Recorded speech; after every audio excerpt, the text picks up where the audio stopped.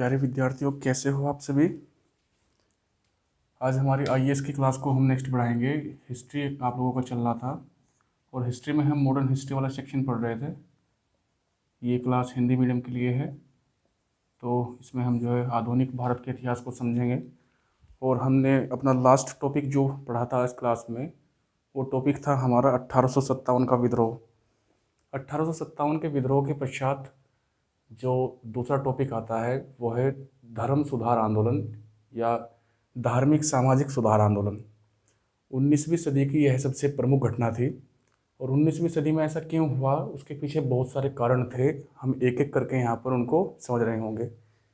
तो इस क्लास का उद्देश्य इस बात से है कि आपका जो क्लासेस चल रही थी, एक तो वो कंटिन्यू हो सके, और दूसरा उद्देश्य इसका प्रमुख इस बात को समझना है कि भारत में राष्ट्रवाद का विकास कैसे कैसे हुआ और कौन कौन से ऐसी जो है घटनाएं घटी इतिहास में जिन्होंने भारतीय राष्ट्रीय आंदोलन को प्रेरित भी किया।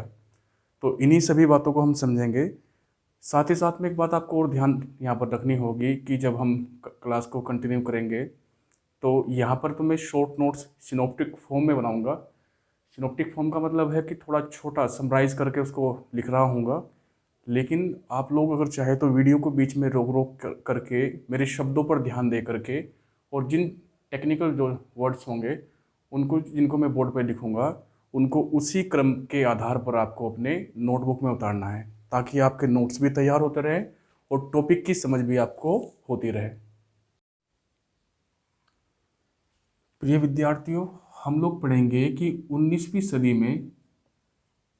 सदी में जो प्रमुख एक घटना थी धर्म सुधार आंदोलन या रिलीजियस रिफॉर्म्स इनको कह सकते हैं। इन धर्म सुधार आंदोलन से समाज में किस प्रकार के सुधार हुए, उन सभी को हम यहाँ पर समझ रहे होंगे। साथ ही साथ में आपको इस बात का ध्यान रखना है कि ये जो धर्म सुधार आंदोलन थे, इसमें हम कौन कौन से टॉपिक्स ऐसे होंगे जिनको हम यहाँ पर इंक्लूड करने वाले हैं। तो 19वीं सदी की बात है तो आप समझ रहे होंगे कि बात हो रही है सन 1800 से लेकर के 1899 ईस्वी या एडी तक की बात हो रही है। तो कौन कौन सी ऐसी जो है टॉपिक्स इससे जुड़े हुए होंगे या आपके एग्ज़ाम में जो है कहाँ कहाँ से क्वेश्चंस को जो पूछा जा सकता है, उनको हम यहाँ पर जो है समझ रहे होंगे। सबसे पहले हमें समझना होगा कि उस समय क्या क्या ऐसी गतिविधियाँ हो रही थी, एक्टिविटीज़ हो रही थी कि जिन्होंने इस धर्म सुधार आंदोलन की पृष्ठभूमि को, बैकग्राउंड को जो है तैयार किया। फिर हम यहाँ पर समझ रहे होंगे कि ऐसे कौन कौन से प्रमुख कारण थे जिन्होंने धर्म सुधार आंदोलन को प्रेरित किया। तो ये भी बहुत सारे इम्पोर्टेंट इसमें एस्पेक्ट्स जो है जुड़ जाएंगे यहाँ पर। फिर हम समझेंगे कि धर्म सुधार आंदोलनों की विशेषताएं क्या क्या थी। यहाँ से बहुत सारे क्वेश्चंस पूछे जाते हैं आप लोगों से, आगे हम डिस्कस करेंगे साथ साथ में कि कैसे कैसे क्वेश्चंस आएंगे। फिर हम यहाँ पर समझेंगे कि इन धर्म सुधार आंदोलनों जो भी ये हुए थे, इनकी उपलब्धियाँ क्या क्या थी, उसको हम यहाँ पर समझेंगे। उपलब्धियों के बाद में इन धर्म सुधार आंदोलन में कुछ ना कुछ जो है कमियां भी रही होंगी, कुछ ना कुछ सीमाएं भी इसकी रही होंगी, लिमिटेशंस इसकी रही होंगी, उसको समझेंगे हम लोग। और फिर हम समझेंगे कि यह सर्वप्रथम बंगाल में ही क्यों हुआ।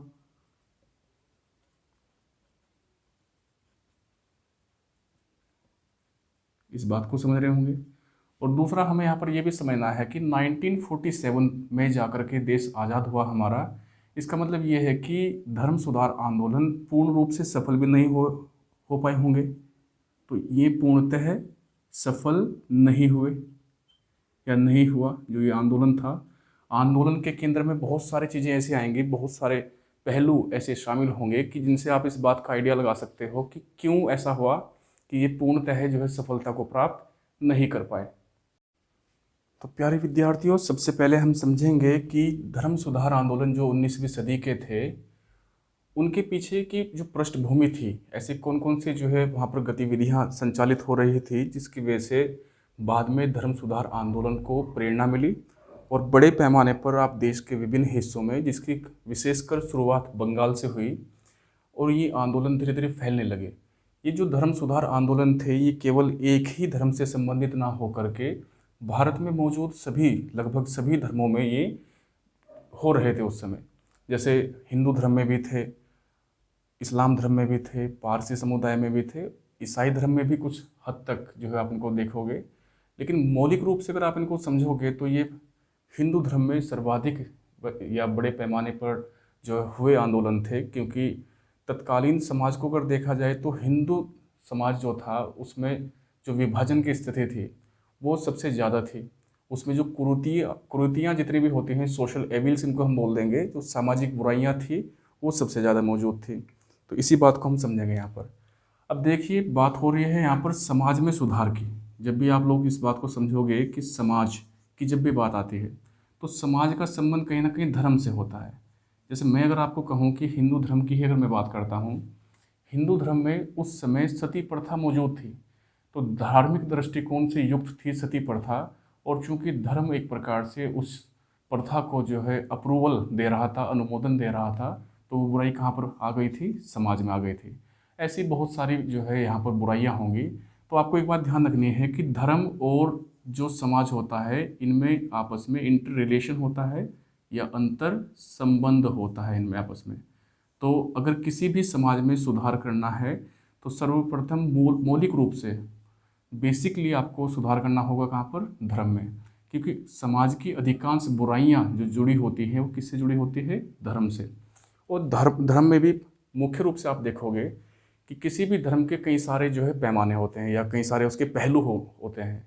जैसे धर्म एक प्रकार से नैतिकता भी सिखाता है, वहीं कुछ धार्मिक जो व्यक्ति हुआ करते हैं वो धर्म को अपने अलग अलग जो है विचारों से उसको प्रभावित करके उसमें कर्मकांड या आडंबरों या हो सकता है कि ऐसी सामाजिक बुराइयों को भी उसमें शामिल कर दे कि जो धर्म को कहीं ना कहीं चोट पहुंचा रही होती है और समाज में विभाजन को पैदा कर रही होती है।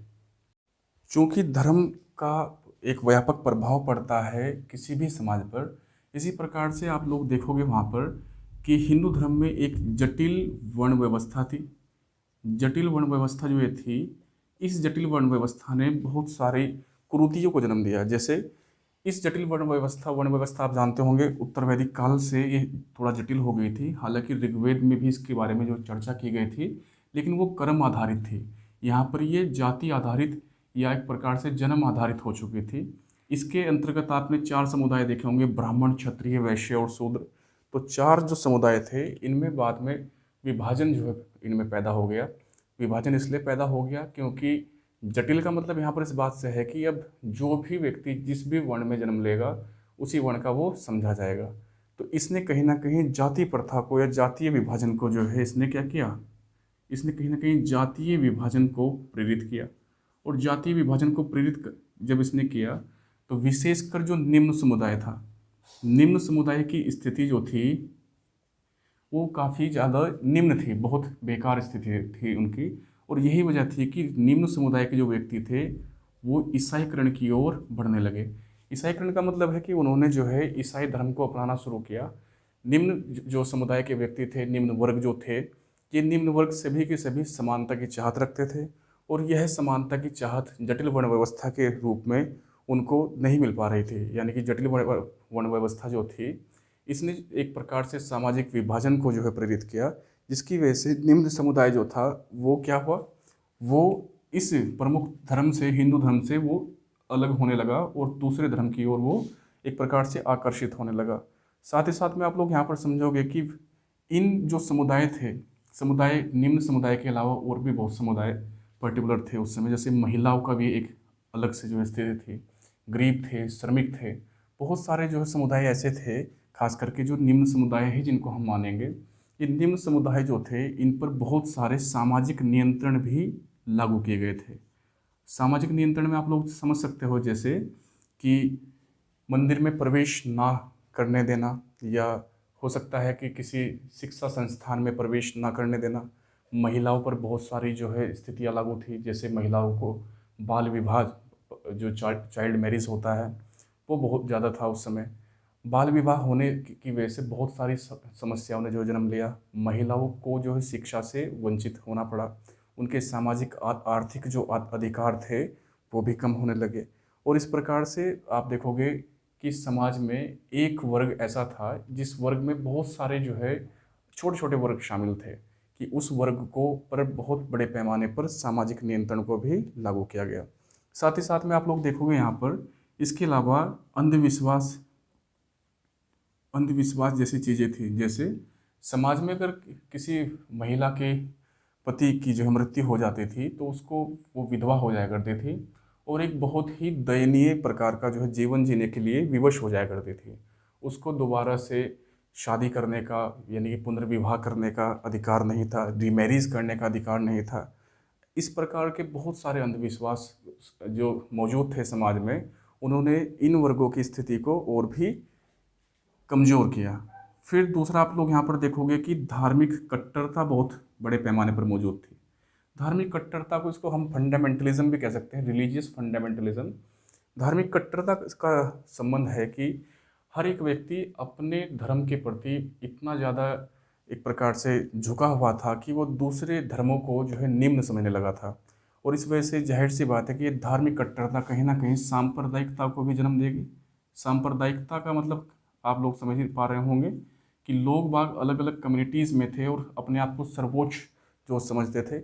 अलग अलग धर्म के लोग अपने आप की सर्वोच्चता को हमेशा प्रदर्शित करने का प्रयास करते थे।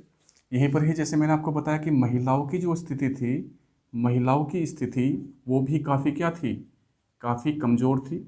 इस महिलाओं की स्थिति के कमज़ोर होने से आप लोग नोट कर सकते हो साथ साथ में कि सती प्रथा मौजूद थी, पर्दा प्रथा मौजूद थी। पर्दा का मतलब आप समझते होंगे, पर्दा सिस्टम इसको इंग्लिश में भी यही कहेंगे।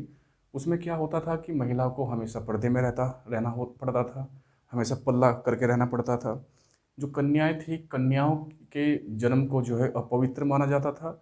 इसीलिए कन्या शिशु हत्या, जो छोटी छोटी बच्चियां हैं उनकी हत्या करना भी जो है एक प्रकार से सोशल ऑनर समझा जाता था।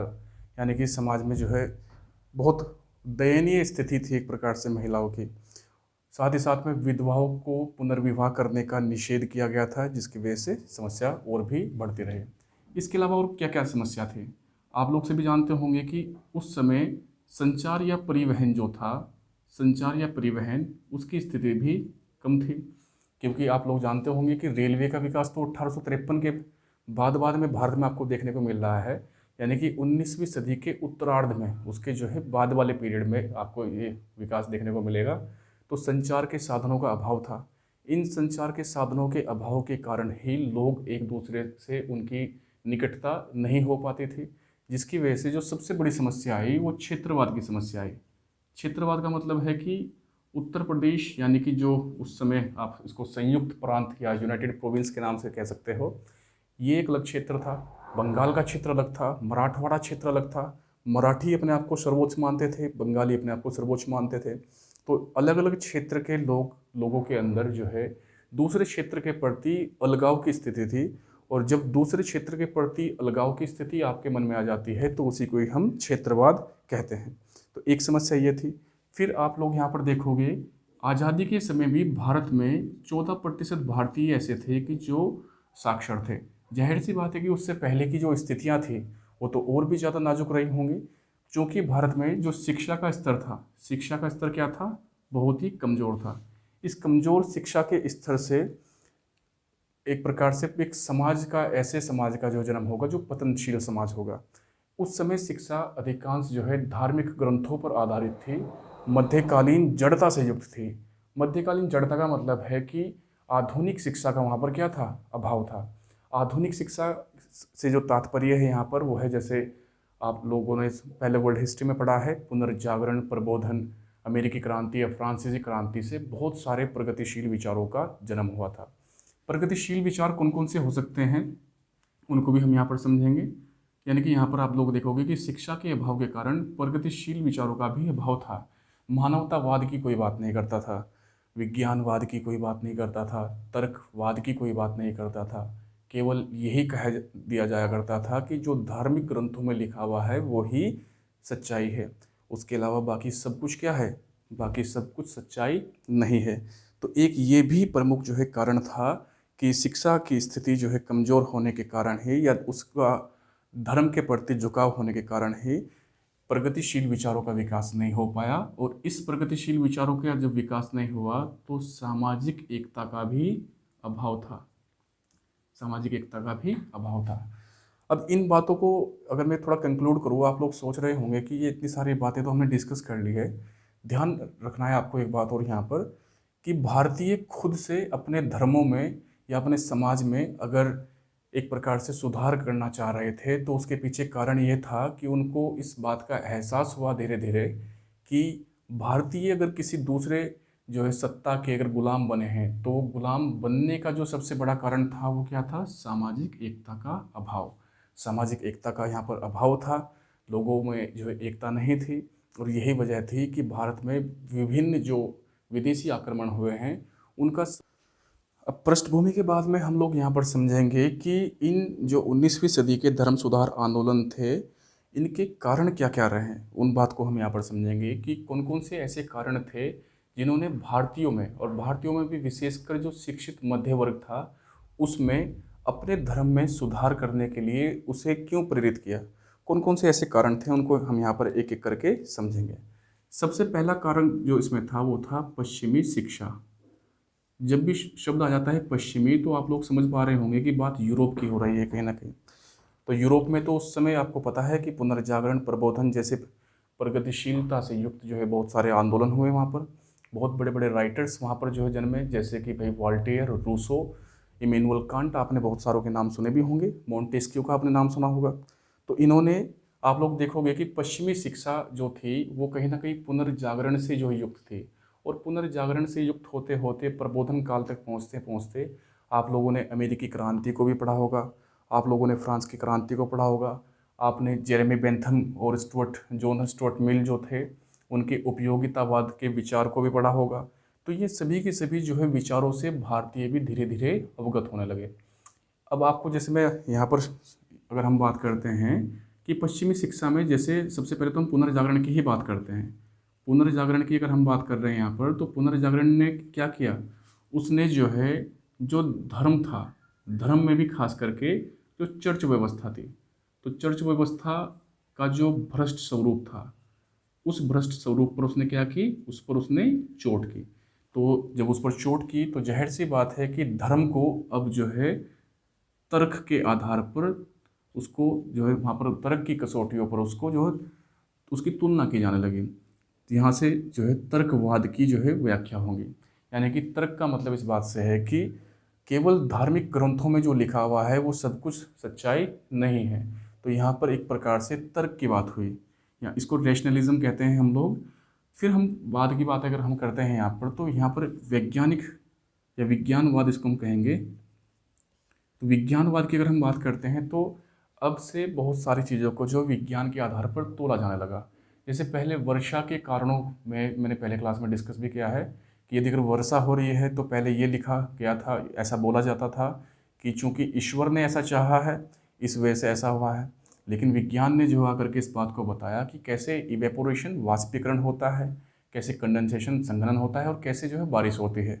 तो हर प्रकार से जो है कार्य कारण परीक्षण पर जो है बल दिया जाने लगा, और उसी की वजह से विज्ञानवाद को जो है बढ़ावा मिला, जिसने धर्म के जो भ्रष्ट स्वरूप था उसको जो है उसने एक प्रकार से उसका खुलासा किया, और विज्ञानवाद को यहाँ पर जो है एक प्रकार से बढ़ावा मिला। फिर हम बात करते हैं इसके अलावा दूसरी जो प्रमुख घटना थी पुनर्जागरण के साथ साथ में, आप यहाँ पर प्रबोधन को भी जोड़ सकते हो। साथ साथ में आप लोग देखोगे कि अमेरिकी क्रांति जो थी, अमेरिकी क्रांति ने बहुत सारे विचार दिए। जैसे सबसे पहले तो इसने बात की लोकतंत्र की। आप लोगों को पता है कि दुनिया का जो सबसे पहला लोकतंत्र है लिखित प्रकार से, वो अमेरिका है। हालांकि संवैधानिक राजतंत्र के रूप में इंग्लैंड हमारे पास में 1688 से मौजूद था, और 4 जुलाई 1776 को अमेरिका आज़ाद हुआ। तो अमेरिका तो लगभग 100 वर्षों के बाद में आज़ाद हुआ, लेकिन पहली बार जो है लोकतंत्र की संकल्पना आई। लोकतंत्र का मतलब होता है जहाँ पर जनता के अधिकार ज़्यादा होते हैं। साथ ही साथ में अमेरिकी जो क्रांति थी उसमें मानवतावाद की बात की गई, मानव अधिकारों की बात की गई। वहाँ पर एक प्रकार से जो है समाजवाद की बात की गई। समाजवाद दूसरे सेंस में मैं बता रहा हूँ, वो कार्ल मार्क्स वाला समाजवाद नहीं। समाजवाद का मतलब है कि समाज में हर व्यक्ति को समान समझना, उसको समानता का जो है स्तर प्रदान करना। ये अमेरिकी क्रांति ने हमें जो है सिखाया। और इसी ये एक प्रकार से जो है ये शिक्षा जो थी पश्चिमी शिक्षा इसको माना जाएगा, क्योंकि अमेरिका में क्रांति भी पुनर्जागरण या प्रबोधन के कारण ही हुए थे। फिर आप लोग देखोगे कि फ्रांसीसी क्रांति जो थी, फ्रांसीसी क्रांति ने भी हमें बहुत सारी बातों को जो सिखाया। जैसे भारतीय संविधान में स्वतंत्रता, समानता और बंधुत्व, आपने शब्द सुना होगा, लिबर्टी, इक्वेलिटी एंड फ्रेटर्निटी, ये तीनों के तीनों जो शब्द है भारतीय संविधान में, वो फ्रांसीसी क्रांति के आदर्श थे। वहाँ पर नारे लगाए जाया करते थे ऐसे। तो स्वतंत्रता की बात होने लगी, यानी कि हर व्यक्ति स्वतंत्र है, तो महिलाओं पर फिर पाबंदी क्यों, निम्न वर्गों पर पाबंदी क्यों, सभी समान है, तो हर एक जो है, चाहे महिला हो, पुरुष हो, चाहे निम्न वर्ग हो, उच्च वर्ग हो, सभी के बीच में समानता मौजूद होनी चाहिए। और साथ साथ में बंधुत्व, यानी कि ब्रदरहुड, एक प्रकार से आप फ्रेटर्निटी को कह सकते हैं, कि जहाँ से सभी में भाईचारा आपस में होगा, तो सामाजिक एकता उनके बीच में कायम हो पाएगी। इस प्रकार की बहुत सारी जो शिक्षा यहाँ पर जो इनको दी गई। साथ साथ में आप लोगों ने जेरेमी बेंथम का उपयोगितावाद का सिद्धांत सुना होगा। उपयोगितावाद बात करता है अधिकतम लोगों के अधिकतम सुख के। तो अधिकतम जो सुख है लोगों का, वो किस प्रकार से जो दिया जा सकता है। यहाँ पर ये कहा गया कि महिलाओं की स्थिति बहुत दयनीय है, तो जाहिर है कि महिलाओं में अधिकांश महिलाएं इस बात को चाहेंगी कि उनकी स्थिति में सुधार हो। तो चूंकि महिलाएं भी समाज की आधी जनसंख्या को एक प्रकार से रिप्रेजेंट करती है, उनका प्रतिनिधित्व करती है, तो महिलाओं के लिए भी क्या होना चाहिए, उनकी अधिकतम चूंकि संख्या है, तो उनकी भी सुख की बात की जानी चाहिए। पश्चिमी शिक्षा के अलावा भारत में आप लोगों ने 1854 का वुड डिस्पैच सुना होगा। तो वुड डिस्पैच भारत में आया था। वुड डिस्पैच के बाद से आप लोग देखोगे कि भारत में आधुनिक शिक्षा का प्रसार होना शुरू हो गया था। हालांकि ये आधुनिक शिक्षा जो थी, ये तकनीकी शिक्षा ना होकर के केवल व्यवहारिक स्तर की शिक्षा थी। अंग्रेजों ने कभी नहीं चाहा कि भारतीय जो है आधुनिक शिक्षा को प्राप्त करें। वो केवल भारत में शिक्षा इसलिए देना चाहते थे ताकि उनको सस्ते क्लर्क मिल सके और ब्रिटिश निर्मित वस्तुओं के उपभोक्ता मिल सके, एक प्रकार से उनको कंज्यूम करने वाले कंज्यूमर्स। तो इसलिए उन्होंने भारत में आधुनिक शिक्षा दी। लेकिन इस आधुनिक शिक्षा या ब्रिटिश शिक्षा नीति के माध्यम से आप लोग देखोगे कि भारत में एक नवीन शिक्षित मध्य वर्ग का जन्म होगा। नवीन शिक्षित मध्य वर्ग कौन से थे, जैसे एक दो उदाहरण मैं आपको बताता हूँ। दादा भाई नौरोजी का आपने नाम सुना होगा। उन्होंने किताब लिखी बड़ी प्रसिद्ध, the poverty and un-British rule in India.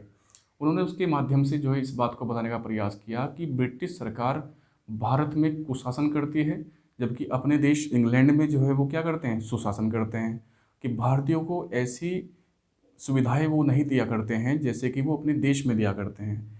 उन्होंने इस बात को बताया। अब उन्होंने कैसे उनको पता चला कि वो वहाँ पर सुविधाएं दे रहे हैं और भारत में जो है सुविधाएं नहीं दे रहे हैं, क्योंकि वो किससे युक्त थे, वो ब्रिटिश शिक्षा से जो है युक्त थे। तो इस प्रकार से बातें होंगी।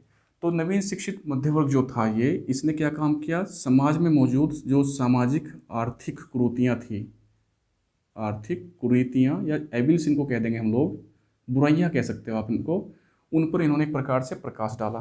तो इन पर जैसे प्रकाश ये डालेंगे तो साथ साथ में फिर बहुत सारे फैक्टर्स निकल करके सामने आएंगे। ये कहेंगे कि इंसानों के साथ में इंसानों जैसा व्यवहार होना चाहिए। तो इन्होंने मानवतावाद पर बात की।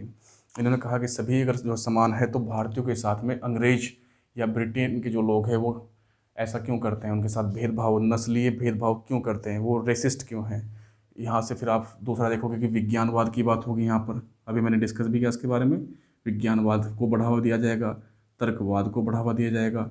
और इन सभी की सभी चीज़ों से जब भारतीय युक्त होने लगेंगे, तो भारतीयों में एक प्रकार से चेतना का प्रसार होगा, राष्ट्रीय चेतना। भारत एक प्रकार से राष्ट्र निर्माण की ओर अग्रसर होगा। राष्ट्र का मतलब क्या होता है, राष्ट्र का मतलब होता है हम की भावना, वी फीलिंग। यानी कि जब हम इस बात को कहने लगे कि जब क्षेत्रवाद ना हो, अलग अलग क्षेत्रों के लोग अपने अपने क्षेत्रों को रिप्रेजेंट ना करके अपने पूरे देश को रिप्रेजेंट करें, जब वो कहे कि हमें गर्व है कि हम भारतीय हैं, इस प्रकार की जो भावना होती है, उसको ही हम क्या कह देंगे, राष्ट्रवाद कह देंगे। जहाँ पर किसी प्रकार का भेदभाव ना हो, सभी के सभी समान हो, क्षेत्रवाद ना हो और भाईचारा हो सभी के बीच में, सभी के सभी स्वतंत्र हो। इन्हीं सारी चीज़ों से मिला करके बनता है एक राष्ट्र। तो इन चीज़ों की भी जो है यहाँ पर बातें होने लगी। भारत में अंग्रेज जब आ गए थे, तीसरा प्रमुख कारण क्या होगा उसको समझेंगे। तीसरा प्रमुख कारण था औपनिवेशिक संस्कृति। देखिए ये सभी के सभी शब्द जितने भी मैं यहाँ पर लिख रहा हूँ थोड़े तकनीकी लग रहे होंगे, और ये क्लास बेसिकली उन बच्चों के लिए है कि जो ऑलरेडी मेरी क्लास कर चुके हैं। मैंने उनको बताया कि उपनिवेश क्या होता है, उपनिवेशवाद क्या हुआ करता है, औपनिवेशिक संस्कृति क्या होती है, इसके बारे में डिस्कस किया हुआ है। औपनिवेशिक संस्कृति को सिंपली फॉर्म में हम समझे कि ब्रिटेन वासी जब भारत आए और भारत पर जब उन्होंने शासन करना शुरू किया तो भारतीयों को बहुत सारी बातों को उनसे जो सीखने को मिला। अब इसमें क्या होगा कि यहाँ पर बहुत सारे जो है ऐसे कुछ लोग थे जो थोड़े से, जिनको ओरिएंटलिस्टिक कह सकते हैं हम। ओरिएंटलिस्ट का मतलब हुआ करता है कि जो भारतीयों को एक प्रकार से प्राच्यवादी, जिनको कह देंगे हम, ऐसे लिख देंगे यहाँ पर प्राच्यवादी। मैंने आपको पहले बताया कि आंग्ल प्राच्यवादी विवाद के बारे में क्लास में हम डिस्कस कर चुके हैं। जैसे आप लोग देखोगे कि यहाँ पर मैक्स मूलर एक प्रसिद्ध जो है अंग्रेजी थे। ये मैक्स मूलर वही थे जिन्होंने पहली बार बताया था कि जो सिंधु सभ्यता के, सॉरी, जो ये क्या नाम इनका, जो आर्य थे पर्टिकुलरली, ये आर्य जो है कहाँ से आए थे, ये मध्य एशिया से आए थे। ये मैक्स मूलर ने बताया था पहली बार। आगे हम डिस्कस करेंगे और भी चीज़ों को यहाँ पर समझेंगे। एक व्यक्ति थे विलियम जोन्स। ये विलियम जोन्स वही थे जिन्होंने एशियाटिक सोसाइटी ऑफ बंगाल में एशियाटिक सोसाइटी की जिन्होंने स्थापना की थी। इनके अलावा एक व्यक्ति और थे जिनका नाम था जेम्स प्रिंसेप। आपने इनके बारे में भी सुना होगा। जेम्स प्रिंसेप वही थे कि जिन्होंने पहली बार अशोक के जो शिलालेख थे, जो उनके इंस्क्रिप्शंस थे, उनको पहली बार इन्होंने पढ़ा था। तो ये वो व्यक्ति थे। ठीक है। उसके अलावा भारत में भी आप लोग देखोगे कि कुछ भारतीय भी थे, खास करके जिनमें सबसे पहले नाम आता है राजा राम मोहन राय का। तो राम मोहन राय भी थे। ये लोग कौन थे? ये लोग ऐसे लोग थे कि जिन्होंने जो प्राचीन भारतीय संस्कृति थी, प्राचीन भारतीय संस्कृति की जो गौरव था, उसके गौरवशाली इतिहास की इन्होंने व्याख्या की। प्राचीन भारतीयों के गौरवशाली इतिहास की इन्होंने व्याख्या की। इन्होंने कहा कि प्राचीन समय में भारतीयों ने बहुत बड़ी बड़ी उपलब्धियां हासिल की, और इस प्रकार से क्या होगा कि जब ये इतनी बड़ी बड़ी बातें करेंगे तो उससे जो भारत के लोग थे उनमें एक प्रकार से चेतना का विकास होगा। चेतना का मतलब है कि उनमें समझ आनी शुरू हो जाएगी कि हमारे पूर्वज जो है इतने अच्छे थे, तो फिर हम लोग ऐसे क्यों हो चुके हैं कि हमारे समाज में विभाजन पैदा हो गया है। तो इस औपनिवेशिक संस्कृति ने कहीं ना कहीं भारतीयों में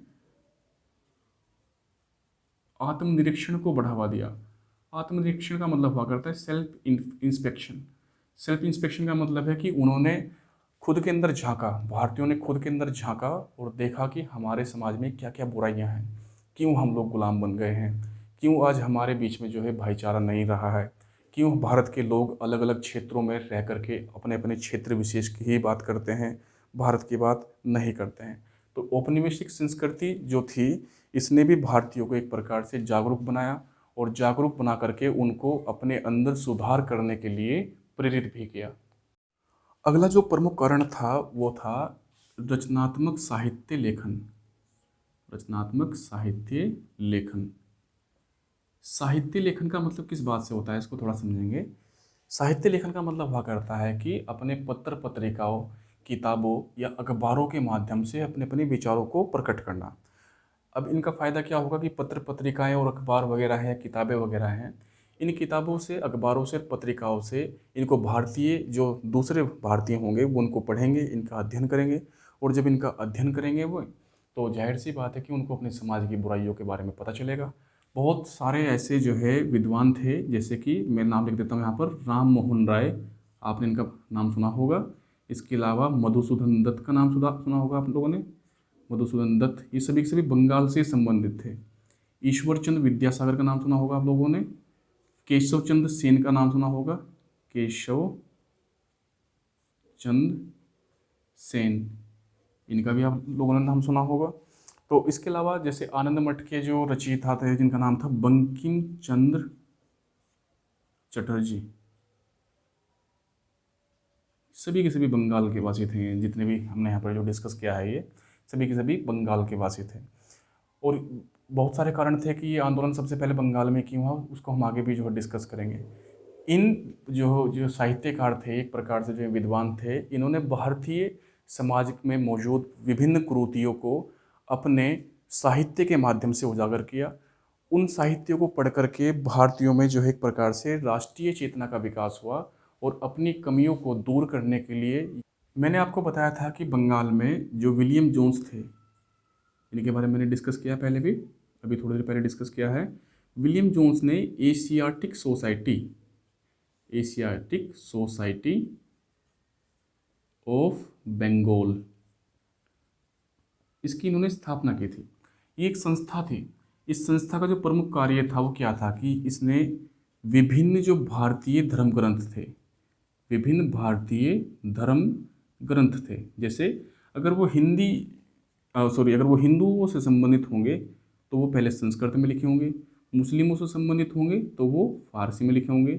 इनका अनुवाद किस में किया? अंग्रेजी में अनुवाद कर दिया इनका। अब देखिए एक बात और समझनी है आप लोगों को, हम लोग भारतीय हैं, लेकिन क्या हमें पूर्ण रूप से संस्कृत आती है? फिलहाल नहीं आती है। हमें क्या पूर्ण रूप से फारसी आती है? नहीं आती है। जाहिर सी बात है कि उस समय में भी ऐसा ही था। बहुत सारे जो आधुनिक जो ये मध्य वर्ग था, इसको संस्कृत भाषा या फारसी भाषा की सही से समझ नहीं थी। अंग्रेजों ने इनका अनुवाद किया इसलिए ताकि वो भारतीय समाज को और संस्कृति को समझ करके भारतीयों पर अपने शिकंजे को और भी ज़्यादा मजबूत कर सके। लेकिन जब उनका जो अनुवाद अंग्रेजी में हो जाएगा तो जो नवीन मध्य वर्ग था, जो आधुनिक शिक्षा से युक्त था, उसने भी इन किताबों को पढ़ा। और किताबों को पढ़ने के बाद में उसने क्या किया? उसने समझा कि हमारा प्राचीन इतिहास कितना गौरवशाली था, और यही वजह है कि उन्होंने वो फिर एक प्रकार से प्रेरित होंगे, उनको प्रेरणा मिलेगी, इंस्पायर होंगे वो कि वो अपने धर्म में सुधार करें। तो कहीं ना कहीं अंग्रेज भी इस चीज़ के लिए जिम्मेदार थे कि भारतीयों में पुनर्जागरण चेतना का विकास हो सके। आप लोग यह जानते होंगे कि सबसे पहले प्लासी का युद्ध, अगर आपको याद है, 1757 में प्लासी का युद्ध हुआ था। इसकी पूरी की पूरी कहानी तो आप लोग पहले समझ ही चुके हैं। 1764 में बक्सर का युद्ध हुआ था, और फिर आपका 1765 में इलाहाबाद की संधि भी हुई थी, ये आप लोग सभी जानते होंगे। तो ये तीनों चीज़ें जब हुई तो इनके माध्यम से एक प्रकार से बंगाल पर अंग्रेजों का क्या हो गया था? नियंत्रण हो गया था। यानी कि बंगाल पर अंग्रेजी शासन की या ब्रिटिश शासन की नींव पड़ गई थी, वहाँ पर फाउंडेशन एक प्रकार से वहाँ पर इस्टेब्लिश हो गई थी। तो अगर हम बात करते हैं इसकी, तो अंग्रेजों ने सबसे पहले जो नियंत्रण किया वो किस पर किया? कंट्रोल किया, किस पर? बंगाल पर किया। तो जैसे ही उन्होंने बंगाल पर कंट्रोल किया तो जाहिर सी बात है कि अंग्रेज अपने हिसाब से चलेंगे, तो वहाँ पर एक प्रकार से आधुनिकीकरण का विकास होगा। आधुनिकीकरण का मतलब है कि अंग्रेज चूंकि पुनर्जागरण प्रबोधन से युक्त थे, वे मध्यकालीन जड़ता से क्या हो चुके थे? बाहर निकल चुके थे। इसलिए वो आधुनिक लोग थे, और आधुनिक लोग जो होंगे वो अपनी संस्थाओं का निर्माण भी कैसे करेंगे? आधुनिक प्रकार से करेंगे। उन्होंने बहुत सारे वहाँ पर शहरों का निर्माण किया, यानी कि नगरीकरण या शहरीकरण या अर्बनाइजेशन को जो है इस मॉडर्नाइजेशन ने जो है प्रेरित किया।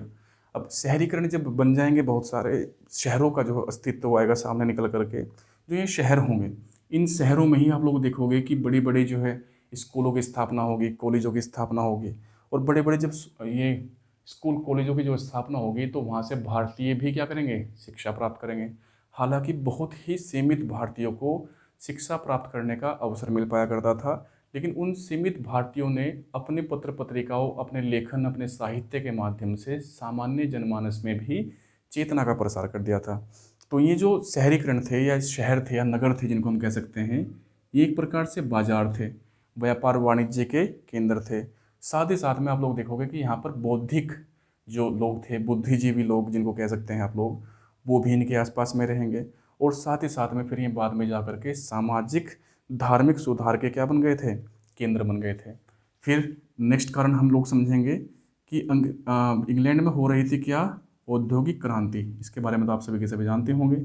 औद्योगिक क्रांति मैंने पहले आपको बताया इंग्लैंड में हो रही थी। इस औद्योगिक क्रांति में ब्रिटेन में बहुत बड़े बड़े उद्योगों की स्थापना हुई। उन उद्योगों को, उनमें बड़ी बड़ी मशीनें रखी हुई थी। उन मशीनों के लिए जो रॉ मटेरियल था, कच्चा माल था, उस कच्चे माल की सप्लाई कहाँ से होनी थी?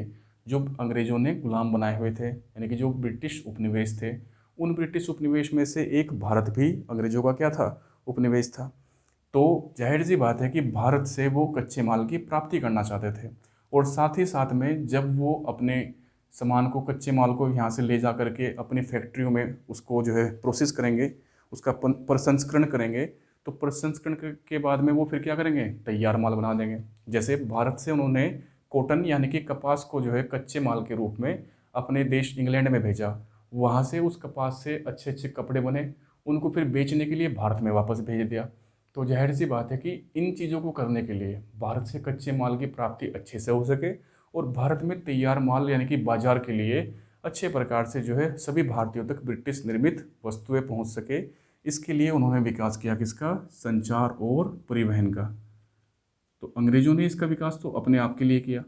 अब संचार परिवहन में तो आप लोग समझोगे कि रेलवे वगैरह भी था, बहुत सारी चीज़ें थी। जैसे रेलवे की हम बात करते हैं, रेलवे का विकास होना शुरू हो जाएगा लॉर्ड डलहौजी के काल में, और बाद में जाते जाते तो फिर ये बहुत ज़्यादा बढ़ भी जाएगा। कर्जन के समय, लॉर्ड कर्जन, जब आप देखोगे 1905 में बंगाल विभाजन के समय, तो लॉर्ड कर्जन के समय तो रेलवे का बहुत बड़े पैमाने पर जो है विकास होगा, वो भी बंगाल में हो रहा है एक प्रकार से। तो इस रेलवे ने क्या काम किया? ये भारत के अलग अलग हिस्सों को रेलवे ने जोड़ दिया। और जब भारत के अलग अलग हिस्सों को रेलवे जोड़ देगी तो मराठी भी जुड़ जाएंगे, बंगाली भी आपस में जुड़ जाएंगे, उत्तर प्रदेश के लोग भी जुड़ जाएंगे, संयुक्त प्रांत जिसको बोलते हैं, मध्य प्रांत के लोग जुड़ जाएंगे, बहुत सारे प्रांत आपस में से जुड़ जाएंगे। और इससे होगा क्या कि भारत के जो लोग थे उनमें सामाजिकता का जो है एक प्रकार से जो बढ़ावा मिलेगा, यानी कि भारत के लोग एक दूसरे के निकट आ जाएंगे, उनका रेलवे में आपस में संचार और संपर्क बढ़ेगा। तो संपर्क बढ़ने से उनमें राजनीतिक चेतना का विकास होगा एक प्रकार से। राजनीतिक चेतना का मतलब है कि सभी को पता था कि सब के सब जो है गुलाम है किसके? अंग्रेजों के, और सबकी समस्याएं भी लगभग एक जैसी थी। अंग्रेजों ने भेदभाव तो किया भारतीयों के साथ में, लेकिन ऐसा नहीं किया, उन्होंने सबके साथ में एक समान स्तर पर भेदभाव किया। उन्होंने जितने भी जो भारतीय थे, चाहे वो मराठा के थे चाहे वो बंगाल के थे, सबको एक ही तराजू में उन्होंने तोला और सब पर एक ही प्रकार के कानूनों को उन्होंने आरोपित भी किया। तो एक प्रकार से इस संचार परिवहन के विकास ने भारतीय राष्ट्रवाद को प्रेरित किया, क्योंकि इसके माध्यम से भारतीयों में निकटता आई, भारतीयों में राजनीतिक संपर्क बढ़ा, जिसकी वजह से जो है एक भारतीयों को इस बात का एहसास हुआ कि अंग्रेजों ने हमें जो गुलाम बनाया है वो इसलिए बनाया है क्योंकि कमियां हमारे अंदर ही है, और इसीलिए अपनी कमियों को दूर करने के लिए ही उन्होंने, भारतीयों ने धर्म सुधार आंदोलन को क्या किया? उसको बढ़ावा दिया। इसके अलावा आप लोग समझोगे, यहाँ पर एक पॉइंट मैं और यहीं पर लिख देता हूँ, या अगर नहीं भी दिखाई पड़ रहा होगा आप लोग समझ सकते हो। ईसाई धर्म जो था, ईसाई धर्म की अगर हम बात करते हैं तो ईसाई धर्म चूंकि संबंधित था अंग्रेजों से, ब्रिटेन वालों से, और इस उन्हीं अंग्रेजों का भारत पर क्या था? शासन था। तो ईसाई धर्म के प्रचार प्रसार की संस्थाओं को खुली छूट मिली हुई थी एक प्रकार से। और ईसाई जो थे, ईसाई मिशनरी या जिनको कह सकते हैं, उन्होंने भारत में बहुत बड़े बड़े पैमाने पर अपने अलग अलग केंद्र स्थापित किए, और भारत में क्या किया कि भारत में एक प्रकार से ईसाईकरण को उन्होंने बढ़ावा दिया। इस ईसाईकरण को बढ़ावा देने की वजह से क्या हुआ कि भारत में खास करके हिंदू समाज में जो निम्न वर्ग था वो, उनका जो है ईसाईकरण किया जाने लगा, उनका धर्मांतरण किया जाने लगा, यानी कि उनका धर्म परिवर्तन किया जाने लगा, जिसकी प्रतिक्रिया के रूप में भारतीयों ने समझा कि चूंकि जो निम्न वर्ग है वो ईसाई धर्म को इसलिए स्वीकार कर रहा है क्योंकि वहाँ पर हो सकता है कि हिंदू धर्म की अपेक्षा वहाँ पर क्या है, वहाँ पर समानता का जो मूल्य है वो ज़्यादा है, और इसी वजह से जो है वो हिंदू समाज को छोड़ करके वो ईसाई जो है बनते जा रहे हैं। इसीलिए क्या हुआ कि भारतीय जो हिंदू धर्म के प्रणेता थे खास करके उस समय, उन्होंने इस ईसाईकरण को रोकने के लिए या इसकी प्रतिक्रिया के रूप में ही अपने ही धर्म में जो है सुधार करने की प्रयास किए। इसके अलावा देखो, जो सबसे इम्पोर्टेंट पॉइंट होगा समाज सुधार का वो होगा महिलाओं, जो नारी थी, महिला थी, महिला जो थी समाज के केंद्र में थी। और इसीलिए चूंकि समाज के केंद्र में थी, समाज के केंद्र में क्यों? क्योंकि अधिकांश बुराइयां जो जुड़ी हुई थी धर्म की या समाज की, वो महिलाओं से जुड़ी हुई थी। जैसे सती प्रथा, जैसे पर्दा प्रथा, बाल विवाह, कन्या भ्रूण हत्या, कन्या शिशु हत्या, उसके अलावा महिलाओं को शिक्षा के अधिकार से वंचित रखा जाना, महिलाओं को आर्थिक राजनीतिक अधिकार से वंचित रखा जाना। तो महिलाएं हर प्रकार से भारतीय समाज या भारतीय धर्म की जो जटिलता थी उससे पीड़ित थी। यही वजह है कि यूपीएससी में सवाल भी पूछा गया है कि जो 19वीं सदी का आपका धर्म सुधार आंदोलन था उसके केंद्र में महिलाएं थी। आप लोग देखोगे कि कानून के माध्यम से बहुत सारे कानून जो बनाए गए वो महिलाओं के लिए ही बनाए गए। जैसे 1829 में सबसे पहला कानून सती प्रथा निषेध कानून बनाया गया राजा राम मोहन के प्रयासों से। मैंने क्लास में डिस्कस किया है इन बातों को। 1856 में विधवा पुनर्विवाह कानून, विडो रीमैरिज एक्ट को जो पारित किया गया वो किसके प्रयासों से हुआ? वो आपके क्या नाम था इनका, ईश्वर चंद्र विद्यासागर के प्रयासों से हुआ। आपने बहराम जी मालबारी का नाम सुना होगा, आपने हरविलास शारदा का नाम सुना होगा, मैंने डिस्कस किया है सभी को। तो ये बहुत सारे प्रमुख कारण थे जिनमें महिलाएं क्या थी, समाज के केंद्र में थी एक प्रकार से, और महिलाओं से ही जुड़े हुए अधिकांश जो कानून बनेंगे या जो सुधार कानून बनेंगे वो किससे जुड़े हुए होंगे? महिलाओं से ही जुड़े हुए होंगे। अब हम लोग समझेंगे यहाँ पर कि जो 19वीं सदी के धर्म सुधार आंदोलन थे उनकी विशेषताएं क्या थी। तो उनकी इस विशेषताओं को एक एक करके हम यहाँ पर समझेंगे। देखिए, आईएएस या यूपीएससी जो एक प्रकार से क्वेश्चंस को पूछता है, थोड़ा सा क्वेश्चन को घुमा फिरा करके पूछता है आपसे। लेकिन पीसीएस हो सकता है कि आपसे डायरेक्टली कभी कभी सवाल पूछ ले। जैसे हो सकता है कि पीसीएस में तो डायरेक्ट सवाल आ जाए कि 19वीं सदी के धर्म सुधार आंदोलनों की प्रमुख विशेषताएं क्या क्या थी। तो यहाँ से आपको डायरेक्टली वो क्वेश्चन आप कर सकते हो। यूपीएससी थोड़ा सा घुमा सकता है क्वेश्चन को। वो कह सकता है कि 19वीं सदी के धर्म सुधार आंदोलन का जो मुख्य रूप से जो सामाजिक आधार था, सोशल बेस था, वो नवीन मध्य वर्ग था। इस टाइप से क्वेश्चंस को पूछ सकता है। तो वहाँ पर क्वेश्चन थोड़ा हो सकता है कि आपको एक प्रकार से बाइफिक्रेटेड करके आपको अलग अलग हिस्सों में जो उसको जो दिया गया हो, वहाँ पर फ्रेगमेंटेशन दिख सकता है, आपको बिखराव दिख सकता है अलग अलग विचारों में, और अलग अलग विचारों को एक साथ जोड़ करके प्रेजेंट करने की ही डिमांड करता है आपसे यूपीएससी। लेकिन स्टेट जो पब्लिक सर्विस कमीशंस हुआ करते हैं वो सिंपल वे में आपसे क्वेश्चन को पूछते हैं। जैसे मैं बात करता हूँ विशेषता यहाँ पर क्या क्या थी। सबसे पहले कि इस आंदोलन का जो सामाजिक आधार था, सोशल बेस था एक प्रकार से, वो कौन था? वो था नवीन शिक्षित मध्य वर्ग। आप देखिए पूरा लिखेंगे, मैं तो थोड़ा आधा लिख रहा हूँ यहाँ पर, लेकिन आपको पूरा लिखना है कि नवीन शिक्षित मध्य वर्ग था। तो जो ये मध्य वर्ग था, ये सामाजिक आधार क्या होता है पहले इसको समझेंगे। सामाजिक आधार का मतलब होता है कि उस प्रमुख आंदोलन से जुड़ा हुआ कौन था। जैसे धर्म सुधार आंदोलन है, जैसे इसके अलावा कुछ आंदोलन थे। जैसे मैं आपको कहूँ कि 1905 से पहले पहले जो आंदोलन हुए, उनका सामाजिक आधार बहुत कम था, क्योंकि उनमें महिलाओं ने भूमिका नहीं निभाई, उसमें किसानों की ने ज़्यादा भूमिका नहीं निभाई। जितने किसान विद्रोह हुए उनका संबंध केवल किसानों से था, वहाँ पर पूंजीपतियों ने कोई भूमिका नहीं निभाई। तो बहुत सारी चीज़ें आपको दिखाई देगी कि किसी भी आंदोलन में अगर हर एक वर्ग शामिल हो जाए, महिलाएं शामिल हो, बच्चे शामिल हो, बूढ़े शामिल हो, पेशेवर लोग शामिल हो, पढ़े लिखे लोग शामिल हो, डॉक्टर शामिल हो, वकील शामिल हो, समझ पा रहे हो, किसान शामिल हो, मजदूर शामिल हो, तो उसका सामाजिक आधार बहुत बड़ा हो जाएगा। लेकिन जो ये धर्म सुधार आंदोलन था, इसका सामाजिक आधार केवल मध्य वर्ग तक सीमित था, जो नवीन शिक्षा से युक्त था। तो इस बात को आपको ध्यान रखना है कि केवल मध्य वर्ग था यहाँ पर। दूसरा हम यहाँ पर बात करेंगे कि दूसरी क्या जो यहाँ पर प्रमुख विशेषता थी उसकी, वो क्या थे। तो ये जो आंदोलन थे, ये धर्म सुधार आंदोलन, ये आधुनिकता से प्रेरित थे। आधुनिकता का मतलब किस बात से है कि जो इनके प्रणेता थे, जो इनसे जुड़े हुए व्यक्ति थे, विद्वान थे, उनका मानना ये था कि हम आधुनिक बनेंगे, अपनी कमियों को जो है पहले उनका उजागर करेंगे, उनको देखेंगे कि क्या क्या कमियां हैं हमारे अंदर, आत्मनिरीक्षण करके, और फिर बाद में उनमें सुधार करेंगे। सुधार करने के बहुत सारे तरीके हो सकते हैं। हम अपने स्तर पर सुधार कर सकते हैं, हम कानून के माध्यम से उनमें सुधार करा सकते हैं। बहुत सारी चीज़ें जो यहाँ पर आपको दिखाई पड़ेगी। तीसरी जो प्रमुख यहाँ पर बात है उसको हम ऐसा समझेंगे कि ये जो आंदोलन थे, धर्म सुधार आंदोलन, इन्होंने जो परंपराएं थी, परंपराएं यानी कि धार्मिक परंपराएं, इन्होंने जो धार्मिक परंपराएं थी उनको पूर्णतः अस्वीकार नहीं किया। यानी कि इन्होंने बताया कि हम, इसका मतलब ये नहीं है कि, देखो उसको ऐसा समझेंगे, धर्म सुधार आंदोलन का मतलब इस बात से नहीं है कि हम धर्म को ही बदल दें। इन्होंने कहा कि किसी भी धर्म में कुछ अच्छाइयाँ होती हैं, कुछ उसमें बुराइयाँ होती हैं, कि हम अपने धर्म को नहीं बदलेंगे, हम धर्म तो हमारा वही रहेगा, लेकिन उसमें मौजूद बुराइयों को जरूर हम दूर करेंगे। तो इसलिए इन्होंने कुछ परंपराएं थी ऐसी, जैसे भाई वसुदेव कुटुंबकम जो है हिंदू धर्म की एक प्रमुख जो है विचारधारा है, एक प्रमुख विचार है, प्रमुख परंपरा है। इसका मतलब है कि उसमें कहा गया है कि संपूर्ण विश्व एक गांव जैसा है। गांव का मतलब है जहाँ पर लोगों में आपस में भाईचारा हो, तो कोई भी देश अलग नहीं है। इस प्रकार की बातें भी जो यहाँ पर थी, तो बहुत अच्छी बातें थी। तो धर्मों से जुड़ी हुई जो अच्छी अच्छी बातें थी उनको तो हम हमेशा अपने साथ में उनको आत्मसात करके चलेंगे। लेकिन जो धर्म के अंदर जो मौजूद कुरीतियाँ हैं, बुराइयाँ हैं, एविल्स हैं, उनको हम यहाँ पर दूर करेंगे।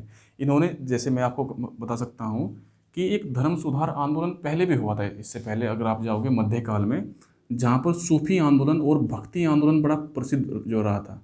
आप लोगों ने बहुत सारे जो है लोगों के नाम भी सुने होंगे। जैसे सूफी, प्रमुख सूफी नेता, एक प्रकार से जो प्रणेता थे वो कौन कौन थे। जैसे आपने नाम सुना होगा ना, निजामुद्दीन औलिया का, आपने जो है चिश्ती संप्रदाय का नाम सुना होगा, सुहरावर्दी सिलसिला का नाम सुना होगा, नक्शबंदी सिलसिला का नाम सुना होगा। मध्यकाल में थे, उसको हम समझेंगे बाद में क्लास में, अभी आपका मध्यकालीन इतिहास नहीं हुआ। भक्ति आंदोलन में आप लोग देखोगे जैसे रामानुजाचार्य थे, शंकराचार्य थे, चैतन्य महाप्रभु थे, बहुत सारे जो सिख समुदाय से बहुत सारे जो गुरु थे, 10 गुरु थे उनके भी। और आपने नाम सुना होगा, रामानंद का भी नाम सुना होगा, कबीर दास का नाम सुना होगा, संत रैदास का नाम सुना होगा। बहुत सारे ऐसे जो है यहाँ पर आप लोगों को दिखाई पड़ेंगे कि भक्ति आंदोलन या सूफी आंदोलन के माध्यम से भी धर्म की बुराइयों को उजागर करने का प्रयास किया गया था। तो इन्होंने जो वर्तमान में 19वीं सदी में जो आंदोलन के जो प्रणेता थे, उन्होंने वही 500-600 साल पुरानी परंपराओं को जो सूफी और भक्ति आंदोलन में मौजूद थी, उनकी अच्छाइयों को उन्होंने एक्सेप्ट करके क्या किया, उनको जो है समाज में उनको बांटने का प्रयास किया और समाज को उनसे शिक्षा लेने के लिए प्रेरित भी किया। इसके अलावा जैसे बौद्ध और जैन धर्म की अगर हम बात करते हैं, तो बौद्ध और जैन धर्म ने बात की सत्य की, अहिंसा की, समानता की, बहुत सारी उन्होंने बातें की। जैसे अपरिग्रह, चोरी ना करना। अपरिग्रह का मतलब है कि इतना इकट्ठा ना करो कि दूसरे को समस्या हो, केवल इतना इकट्ठा करो कि जिससे जो है मतलब मन में लालच ना रहे आपके, इतना इकट्ठा करो जिससे आप अपना जीविका चला सको, ताकि हर एक व्यक्ति को जो है उसकी जो अधिकार या उसके हिस्से का जो संसाधन है उसको वो मिल सके। तो बहुत अच्छी अच्छी बातें यहाँ पर की गई परंपराओं में, तो इसलिए इन परंपराओं को इन्होंने बिल्कुल भी अस्वीकार नहीं किया। लेकिन जैसे बात हुई सती प्रथा की, जटिल वर्ण व्यवस्था की, इन पर इन्होंने एक प्रकार से चोट की और इन्होंने सामाजिक एकता को बनाए रखने की बात भी की। इसके अलावा ये जो आंदोलन थे, ये कहीं ना कहीं पाश्चात्य जो विचार थे, पाश्चात्य का मतलब है पश्चिमी, वेस्टर्न जो थॉट्स थे, विचार, उनकी भी इन्होंने बात की। इन्होंने कहा कि हम पाश्चात्य विचारों से भी बहुत सारी बातें सीख सकते हैं। जैसे विवेकानंद का आपने नाम सुना होगा। विवेकानंद ने जब शिकागो में जो है 1893-94 के आसपास में एक धर्म सम्मेलन का आयोजन हुआ शिकागो यूएसए में, तो उन्होंने वहाँ पर कहा कि मेरे प्यारे अमेरिकी भाइयों और बहनों, कि भारत के जो लोग हैं, भारत के लोग, हो सकता है कि आप लोगों से गरीब हैं, आर्थिक स्थितियाँ उनकी हो सकता है निम्न है, लेकिन आप लोग भारत से भी बहुत कुछ सीख सकते हैं। उन्होंने भारतीयों को भी कहा कि आप लोग पश्चिमी जो देश हैं उनसे बहुत कुछ सीख सकते हैं, कि भारत को आवश्यकता है पश्चिमी देश के विज्ञान की, और पश्चिमी देश को आवश्यकता है भारत के अध्यात्म यानी कि स्पिरिचुअलिटी की जो है उनको आवश्यकता है वहाँ पर। तो उन्होंने भी एक प्रकार से जो दोनों संस्कृतियाँ जो थी, पश्चिमी संस्कृति और भारतीय संस्कृति, इनको मिलाने का प्रयास किया। तो यहाँ पर आप देखोगे कि इन पर पाश्चात्य विचार का भी ठीक ठाक प्रभाव था। इन्होंने इसके अंदर आप लिख सकते हो, इन्होंने उदारवाद की बात की, लिबरलिज्म की इन्होंने बात की, इन्होंने मानवतावाद की बात की, उपयोगितावाद की बात की, तर्कवाद की बात की, विज्ञानवाद की बात की। ये सभी के सभी पश्चिमी विचार थे। लोकतांत्रिकरण की बात की, इन्होंने समानता की बात की, स्वतंत्रता की बात की, इन्होंने भाईचारे की बात की। तो ये सभी के सभी पाश्चात्य विचार, पश्चिमी विचार थे, जो यूरोप के पुनर्जागरण से शुरू होकर के, लंबी कहानियाँ हैं उसकी, फिर आप लोगों ने विश्व इतिहास में उसको पढ़ा भी होगा। चूँकि इस जो धर्म सुधार आंदोलन जो 19वीं सदी का था, ये पूर्ण रूप से जो परंपराएं थी, जो पारंपरिक विचार थे भारतीय समाज के, उनको इन्होंने पूर्णतः अस्वीकार नहीं किया था। यही वजह है कि इन्होंने जो सुधार की बात की, वो कही कि हम सुधार इस प्रकार से करेंगे। जैसे मैं आपको दो बातें यहाँ पर बताऊँगा। जैसे कि इन्होंने परंपराएं, मैंने आपको बताया सूफी आंदोलन था, आपके भक्ति आंदोलन था, बौद्ध जैन परंपराएं थी, जहाँ से बहुत कुछ सीखने को मिलता है, बहुत अच्छा और प्रगतिशील सीखने को मिलता है। इन्होंने कहा कि हम उसके माध्यम से भी क्या करेंगे, उसके माध्यम से हम अपने समाज में सुधार करने का प्रयास करेंगे। इन्होंने जो पाश्चात्य विचार थे, पाश्चात्य विचारों में ब्रिटेन में थे एक प्रोफेसर डाइसी, क्लास में डिस्कस किया उनके बारे में, जिन्होंने पहली बार जो बात बताई थी रूल ऑफ लॉ, यानी कि विधि के शासन, कानून के शासन की बात की।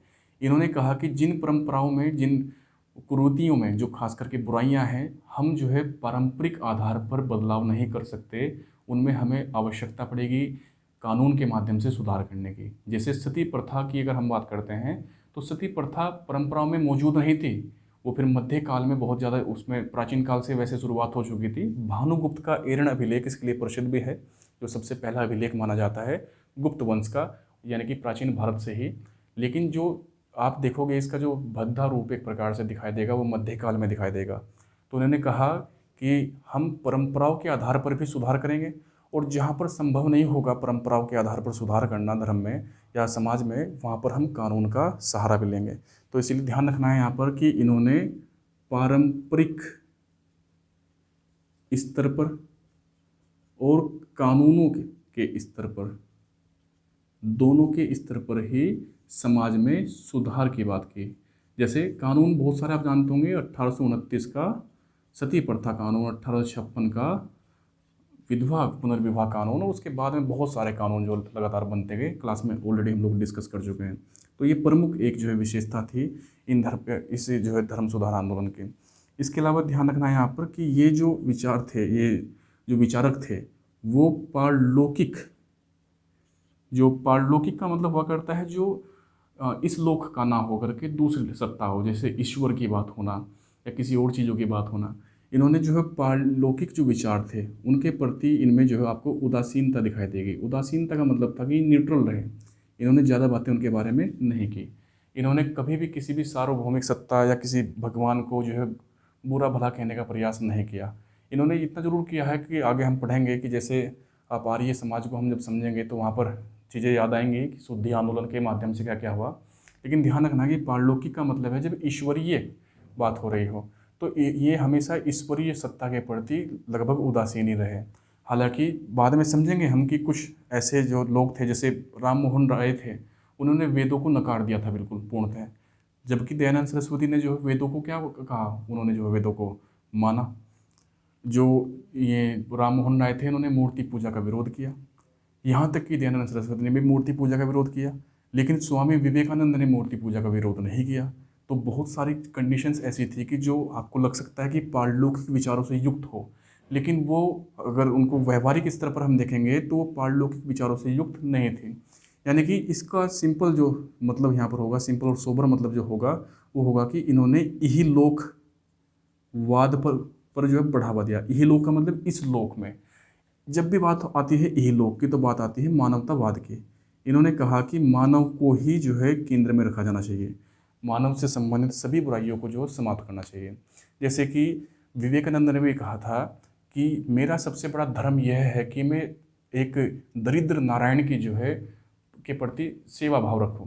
दरिद्र नारायण का मतलब है, दरिद्र का मतलब है कि जो निम्न व्यक्ति है या गरीब है या किसी प्रकार से जो एक प्रकार से दलित व्यक्ति है।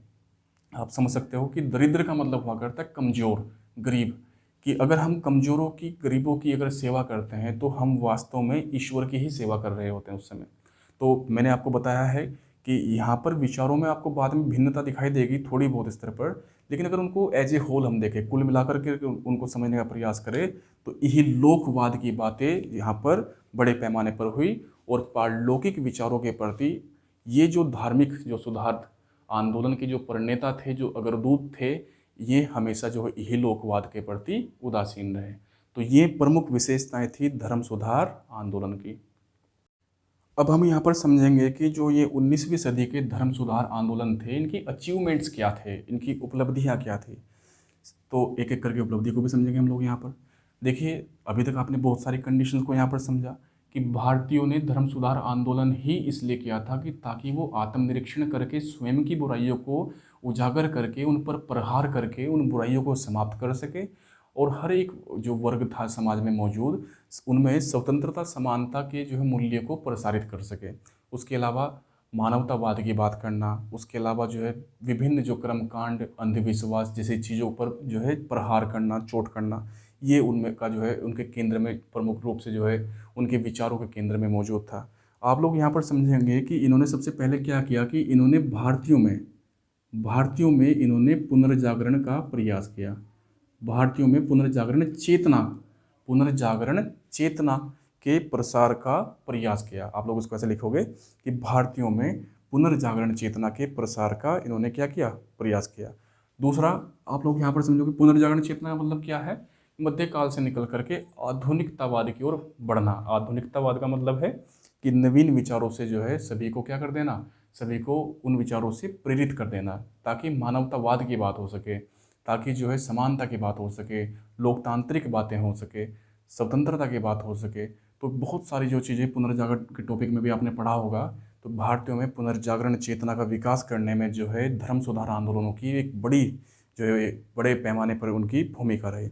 साथ ही साथ में इन्होंने क्या काम किया, इन्होंने भारतीयों में राजनीतिक, सामाजिक और सांस्कृतिक चेतना का इन्होंने क्या किया, उसके प्रसार का इन्होंने प्रयास किया। भारतीयों में राजनीतिक, सामाजिक, सांस्कृतिक चेतना के प्रसार का भी इन्होंने प्रयास किया। अब आप लोग समझेंगे यहाँ पर कि ये चीज़ें क्या है। राजनीतिक चेतना का मतलब है कि राजनीतिक स्तर पर आपके नेता ऐसे होने चाहिए कि जो आपकी बातें सुने। जैसे उस समय ब्रिटेन की जो सत्ता थी भारत में, तो अंग्रेज़ों की जो नीतियाँ थी भारतीयों के प्रति, वो बड़ी क्रूर नीतियाँ थी। क्रूर नीतियाँ इसलिए थी क्योंकि अंग्रेज़ भारत में केवल आर्थिक लाभ कमाने के उद्देश्य से आए थे। उन्हें भारतीयों के विकास से उनका कोई भी मतलब या संबंध नहीं था।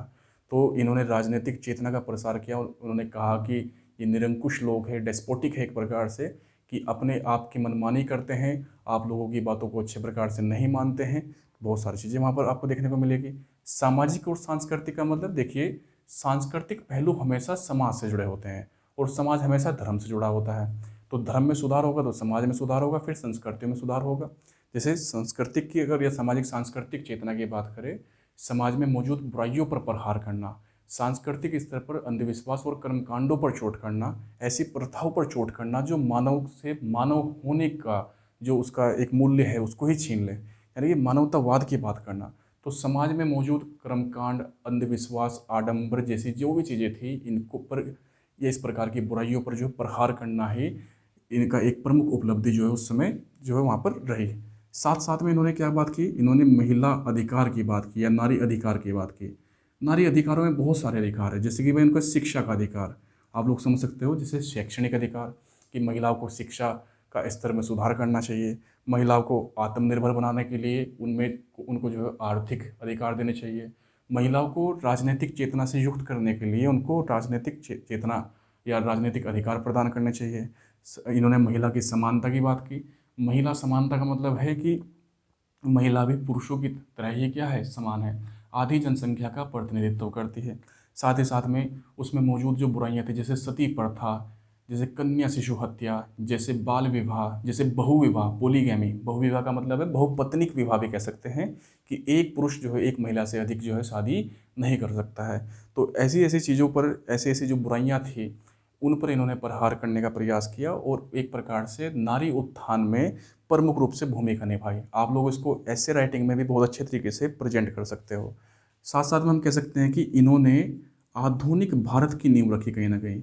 अब आधुनिक भारत की नींव का मतलब किस बात से है कि उस समय भारत जो था वो मध्यकालीन जड़ता से युक्त था। मध्यकालीन जड़ता का मतलब है जहाँ पर समाज में बहुत सारी बुराइयाँ मौजूद थी। इन्होंने क्या काम किया कि उन बुराइयों पर चोट की, चोट करके या उन पर प्रहार करके या उनको उजागर करके भारतीय जनमानस में इन्होंने एक प्रकार से चेतना का विकास किया। इस चेतना ने भारतीयों को राजनीतिक रूप से, सामाजिक रूप से, सांस्कृतिक रूप से, धार्मिक रूप से या आर्थिक रूप से भारतीयों को क्या किया, उनको प्रेरित किया, उनको जो है उनमें चेतना का प्रसार किया, ताकि वो अपने जो है अपने आप की जो वैल्यू है, अपने आप का जो मूल्य है उसको समझ सके और समाज में एक प्रकार से समानता का भाव एक कायम हो सके। इन्होंने जो है अंधविश्वास या कर्मकांड, आप लिख सकते हो साथ साथ में, अंधविश्वास, कर्मकांड, आडंबर जैसी जो चीज़ों पर भी इन्होंने चोट की।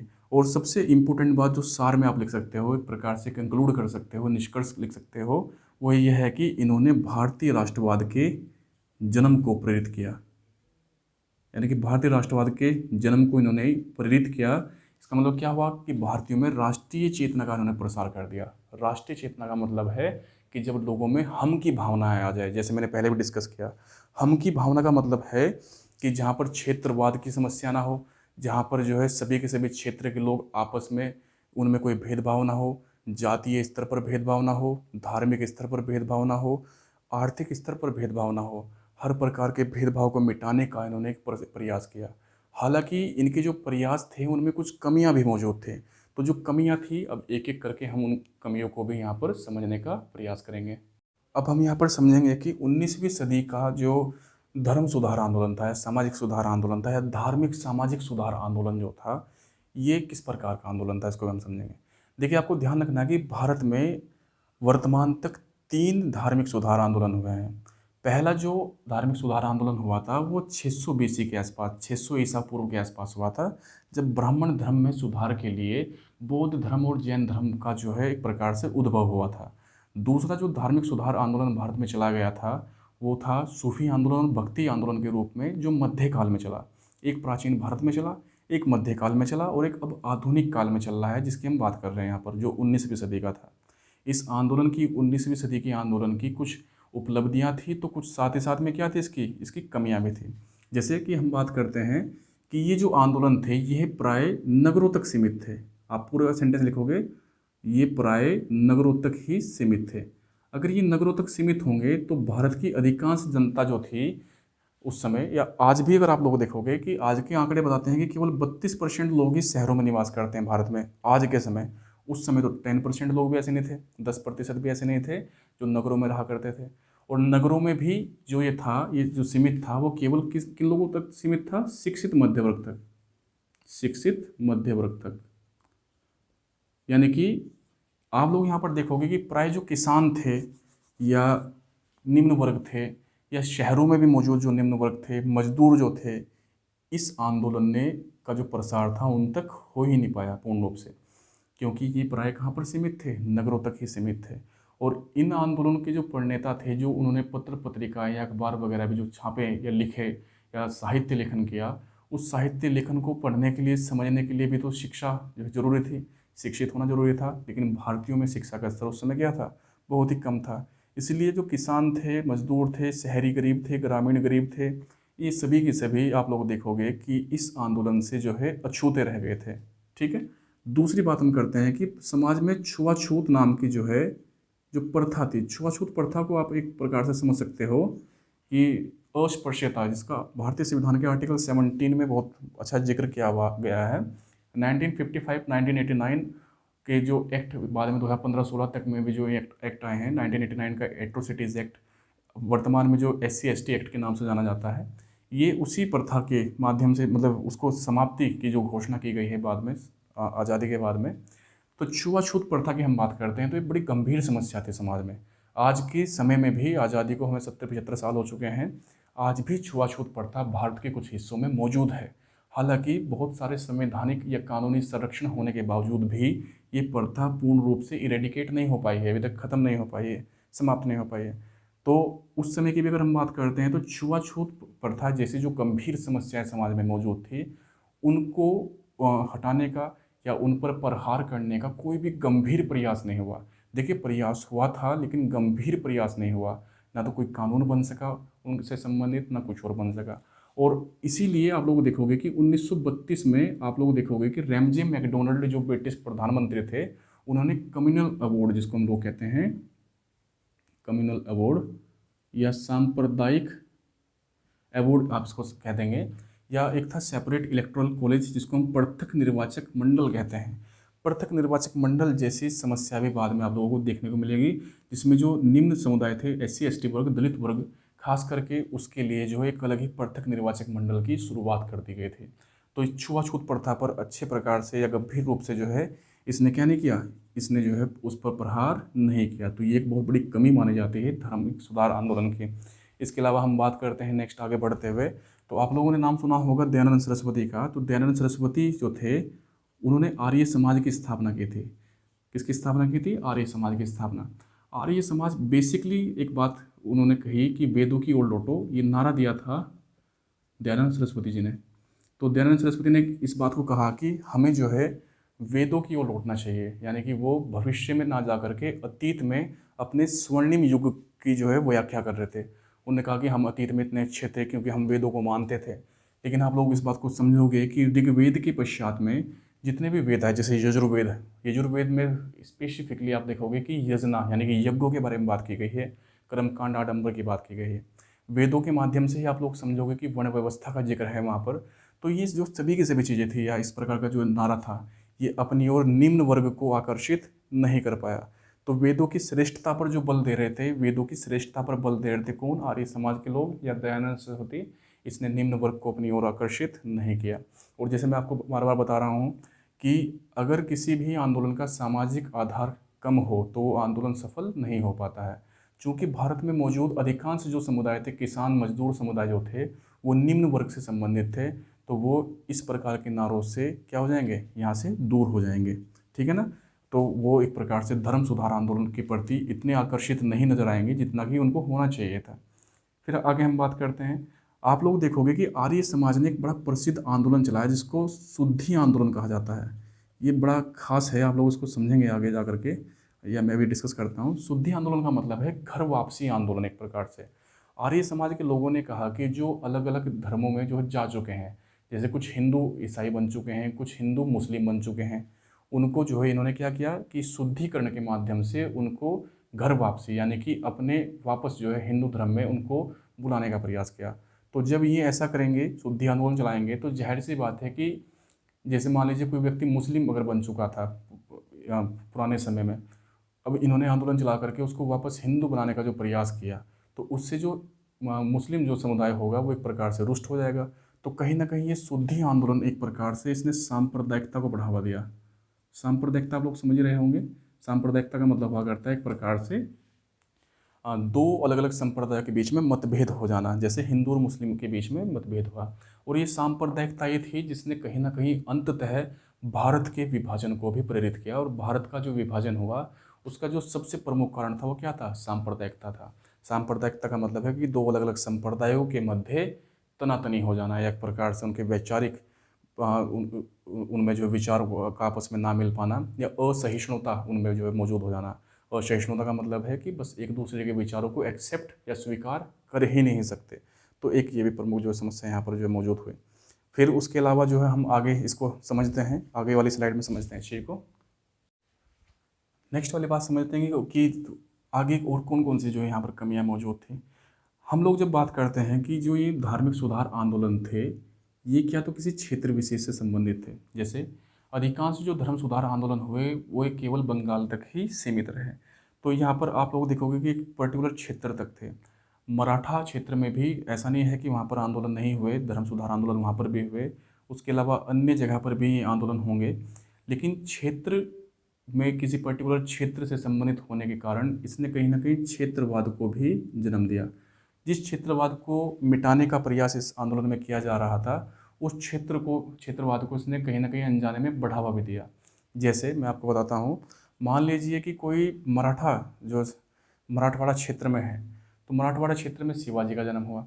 शिवाजी का जन्म हुआ तो शिवाजी को वहाँ के लोग श्रेष्ठ मानेंगे।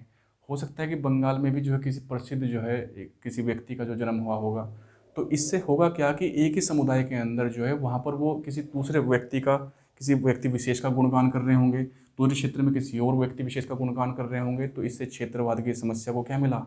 इससे बढ़ावा मिला एक प्रकार से। तो ये भी एक प्रमुख जो यहाँ पर कारण होगा इसका। दूसरा हम यहाँ पर समझेंगे कि जितने भी आंदोलन थे ये किसी न किसी धर्म विशेष से संबंधित थे। धर्म विशेष से संबंधित थे या जाति विशेष से संबंधित थे। जैसे मैं आपको बताऊं कि हिंदू समुदाय के व्यक्तियों ने दूसरे समुदाय के व्यक्तियों या दूसरे समुदाय के बारे में जो है उसमें सुधार की कोई बात नहीं की। इसी प्रकार से दूसरे समुदायों ने भी हिंदू धर्म में जो सुधार की कोई बात नहीं की। तो ये कहीं ना कहीं क्या था कि किसी न किसी पर्टिकुलर किसी विशेष क्षेत्र से, किसी विशेष धर्म से या विशेष जाति से जो सीमित रहे, तक ही जो सीमित रहे। इसलिए इनमें जो यूनिवर्सलिटी या सार्वभौमिकता का आपको अभाव दिखाई देगा। तो सार्वभौमिकता का जहाँ पर हो जाएगा अभाव, जहाँ पर सार्वभौमिकता नहीं होगी यानी कि सबकी बात नहीं की जाएगी, वहाँ पर कहीं ना कहीं आंदोलन अपने आप में ही कमज़ोर हो जाएगा। लेकिन फिर भी अगर हम यहाँ पर डिस्कस करें कि अगर हम इसका एक सार दें, सार या निष्कर्ष इसका हम यहाँ पर दें, संक्षेपण इसका करें, तो आप लोग समझोगे कि आधुनिक भारत के विकास में 19वीं सदी के धर्म सुधार आंदोलन का एक महत्वपूर्ण योगदान रहा। इसने जो है समाज में लोकतांत्रिकरण को बढ़ावा देने की बात की। इसने जो है अंधविश्वासों, कर्मकांडों और आडंबरों पर चोट की। इसने जो है पतनशील जो रीति रिवाज थे, पतनशील रीति रिवाज मतलब सामाजिक जो बुराइयां थी, ऐसे रीति रिवाज जो कहीं ना कहीं समाज के पतन के लिए जिम्मेदार हैं, उन पर इसने जो चोट की। इसने आधुनिक वैज्ञानिक दृष्टिकोण की बात की। इसने कहा कि हर एक चीज़ के पीछे कोई ना कोई जो है दूसरी चीज़ जो है शामिल रहती है, यानी कि कार्य कारण सिद्धांत की बात करके इसने तर्कवाद की बात कर दी एक प्रकार से। इसने कहा कि सारी चीज़ें जो जो धर्मों में लिखी हुई है वो सब कुछ ठीक नहीं है, हमारे धर्म में कुछ ना कुछ बुराइयां मौजूद है जिनको हमें ठीक करके ही हम आगे बढ़ सकते हैं। इस प्रकार से आप लोग समझ पाओगे यहाँ पर कि भारत में जो राष्ट्रीय जागरण था, राष्ट्रीय जागरण का मतलब है राष्ट्रीय चेतना का प्रसार, लोगों को राष्ट्र का महत्व समझाना, लोगों के अंदर जो है एक प्रकार से भेदभाव को मिटाना, लोगों के अंदर समरसता का भाव भरना, लोगों के अंदर समानता, स्वतंत्रता, भाईचारे की बात करना, लोकतांत्रिकरण की बात करना, प्रजातंत्र की बात करना, बहुत सारे ऐसे बेसिक चीज़ें थी कि जिसने कहीं ना कहीं आधुनिक भारत की नींव रखी। और यही वजह है कि हम निष्कर्षतः इस बात को कहेंगे कि जो धर्म सुधार आंदोलन थे वो वस्तुतः असफल तो हुए, लेकिन उनको पूर्णतः असफल माना जो है, असफल उनको समझना ऐतिहासिक प्रवृत्तियों को न मानने जैसा है। इसका मतलब ये है कि हम उनको पूर्णतः नहीं नकार सकते और उनका एक विशिष्ट योगदान हम भारतीय राष्ट्रीय आंदोलन के क्रम में जो है हम उसको समझेंगे। यानी कि जाहिर सी बात है कि ये पूर्णतः असफल नहीं कहा जा सकता था 19वीं सदी के धर्म सुधार आंदोलन को। इसने भारतीयों को एक नई दिशा दी और उस नई दिशा से युक्त होकर के भारतीयों ने राष्ट्रीय आंदोलन को प्रेरित कर अंततः भारत की जो स्वतंत्रता थी उसको हासिल किया। प्यारे बच्चों, इस टॉपिक को हम अंत करते हैं। एक क्वेश्चन बार बार पूछा जाता है आप लोगों से कि जो 19वीं सदी का ये धर्म सुधार आंदोलन था, ये सबसे पहले बंगाल में ही क्यों हुआ। देखिए, मैं इसको समझा चुका था लेकिन ये वीडियो बीच में रुक गया था, तो मैं इसको यहीं से कंटिन्यू कर देना चाहूँगा कि देखिए, सबसे पहले बंगाल में ही अंग्रेज़ों की सत्ता की स्थापना हुई। प्लासी का युद्ध आप लोग सभी जानते भी होंगे। तो प्लासी के युद्ध के माध्यम से सबसे पहले बंगाल में स्थापना हुई। प्लासी का युद्ध, बक्सर का युद्ध, ये सभी के सभी आपको पता है। तो जो अंग्रेजी शासन की वहाँ पर स्थापना हुई, तो अंग्रेज जो थे वो आधुनिकता से युक्त थे। ये अंग्रेज वही अंग्रेज थे जो पुनर्जागरण, प्रबोधन जैसी प्रगतिशील जो है चेतनाओं से युक्त थे। तो जाहिर सी बात है कि ये अपनी संस्थाओं का निर्माण भी उसी आधुनिकता के आधार पर ही करेंगे। जैसे वहाँ पर लिखा हुआ है आधुनिकता बंगाल के नीचे, तो आधुनिकता में आप लोग देखोगे कि ब्रिटिश प्रशासन जो था, ब्रिटिश प्रशासन का मतलब है कि नागरिकों पर कैसे कंट्रोल करना है, प्रशासन करना है, उसकी सारी सारी बातें वहीं पर ही थी। बंगाल की राजधानी 1911 तक जो है कलकत्ता ही रही है और 1912 में फिर ये राजधानी शिफ्ट होकर के नई दिल्ली पहुंच चुकी थी। तो जहाँ पर राजधानी होती है, बंगाल की राजधानी या भारत की राजधानी आप समझ सकते हो, उस समय कलकत्ता थी। तो कलकत्ता के आसपास के क्षेत्र में ही नवीन संस्थाओं का अंग्रेजों ने निर्माण किया और जो संस्थाएं थी सभी आधुनिकता से युक्त थी। जैसे ब्रिटिश प्रशासन था, नागरिक प्रशासन कैसे करना है, वहाँ पर विधि का शासन मौजूद था। विधि का शासन का मतलब है कि सभी लोगों पर एक ही प्रकार की का जो कानून होगा उसके अंतर्गत सभी के सभी संचालित होंगे। अंग्रेजों के पास में आधुनिक नौकरशाही थी, ब्यूरोक्रेसी, जिसको आज की तारीख में हम आईएएस अधिकारी बोल देते हैं, उस समय आईसीएस अधिकारी बोलते थे। बंगाल में जो है संचार परिवहन के साधनों की तीव्रता बहुत ज़्यादा थी, तो लोगों में राजनीतिक संपर्क बहुत हुआ, लोगों में जो है आपसी संपर्क बहुत हुआ, जिसकी वजह से जो है धर्म के प्रति भी लोगों ने आपस में अपने अपने विचारों का आदान प्रदान किया और धर्म सुधार की बातें हुई। वहीं पर ही आधुनिक सेना, आधुनिक पुलिस और आधुनिक अदालतें मौजूद थी। आधुनिक अदालतें जो थी वो विधि से जो संचालित हुआ करती थी, यानी कि वहाँ पर जो है विधि की व्याख्या की जाती थी और ये विधि जो थी ये पाश्चात्य शिक्षा से ही प्रभावित थी। वहीं पर ही आप देखोगे कि बहुत सारे स्कूल, कॉलेज, बड़े बड़े विश्वविद्यालय जो भी थे वो अधिकांश जो है बंगाल में ही मौजूद थे। तो जाहिर सी बात है कि बुद्धिजीवी वर्ग का विकास भी उसी पर्टिकुलर क्षेत्र में होगा। तो ये बुद्धिजीवी वर्ग जैसे राजा राम मोहन राय, ईश्वरचंद्र विद्यासागर, बहुत बड़े बड़े जो बुद्धिजीवी थे, आगे हम पढ़ेंगे, वो सभी के सभी वहीं पर ही जो है उनका जन्म हुआ। वो एक प्रकार से उनकी जन्मभूमि थी। इसके अलावा जैसे मैंने आपको बताया था कि यूरोप में सबसे पहले जो पुनर्जागरण हुआ था वो इटली में हुआ था। तो इटली में मैंने बहुत सारी कहानियाँ आपको बताई है, वो लगभग मिलती जुलती हैं यहाँ से। कुछ कहानियाँ वहाँ की, कुछ बातें वहाँ की, यहाँ से भी जो है आपको मिलती जुलती दिखाई पड़ रही होंगी। इसके अलावा आप लोग देखोगे कि जितने भी बुद्धिजीवी लोग थे, इन्होंने बहुत सारे जो है, जैसे आत्मीय सभा आपने सुना होगा, बंग प्रकाशिका सभा, प्रार्थना समाज, ब्रह्म समाज, बहुत सारे जो है ऐसी सोसाइटी का भी जो है निर्माण हुआ। एक प्रकार से ऐसी सभाओं का, ऐसी संस्थाओं का निर्माण हुआ जिन्होंने भारतीय पुनर्जागरण हेतु बहुत सारे प्रयास किए। इसके अलावा बहुत सारे जो पत्र पत्रिकाएं थी उनका संपादन वहाँ से हो रहा था, अखबारों का संपादन वहाँ से हो रहा था। तो वहाँ से इन सभी का संपादन इसलिए ही हो पा रहा था क्योंकि वहाँ पर शिक्षा का स्तर अन्य प्रांतों की अपेक्षा बहुत ही ज़्यादा था। और इस जो है धर्म सुधार आंदोलन की शुरुआत चूँकि राजा राम मोहन राय ने की थी, तो यही वजह है कि राजा राम मोहन राय को भारतीय पुनर्जागरण का अग्रदूत या पायनियर उनको एक प्रकार से कहा जाता है। तो भारत में जो पुनर्जागरण का की जो एक प्रकार से नींव रखी, वो रखी थी किसने? राजा राम मोहन राय ने। इसीलिए जो है राजा राम मोहन राय को जो हम क्या बोलते हैं कि वो एक प्रकार से भारतीय पुनर्जागरण के या भारतीय जागरण के अग्रदूत थे।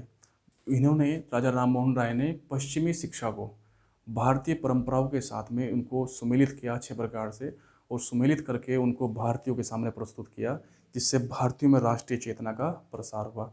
तो धर्म सुधार आंदोलन के माध्यम से जो सबसे पहले भारतीयों में राष्ट्रीय चेतना जगाने का प्रसार किया था वो राजा राम मोहन राय ने किया। उनके बाद में फिर बहुत सारे अलग अलग विद्वान आएंगे, मैंने उनके बारे में डिस्कस भी किया है। आगे जो टॉपिक्स हमारे चलेंगे वो उनसे संबंधित ही होंगे। तो ये सभी के सभी जो प्रमुख विद्वान थे, इनका जो एक प्रकार से जो प्रिंस था जिसने इसकी शुरुआत की, अग्रदूत था, पायनियर था, वो थे राजा राम मोहन राय। तो मुझे उम्मीद है कि आपकी समझ में आया होगा 19वीं सदी में धर्म सुधार आंदोलन क्यों हुए, क्या कारण थे, क्या पृष्ठभूमि थी, भारतीय राष्ट्रीय आंदोलन में उन्होंने क्या योगदान दिया, किस किस प्रकार की जो है वहाँ पर पहलू शामिल थे, कौन कौन सी बातें की गई, किस प्रकार से महिलाओं को केंद्र में रखा गया। बहुत सारी चीज़ें आप लोगों ने यहाँ से सीखी होगी। तो अगली वीडियो में मिलता हूँ आप लोगों से बच्चों।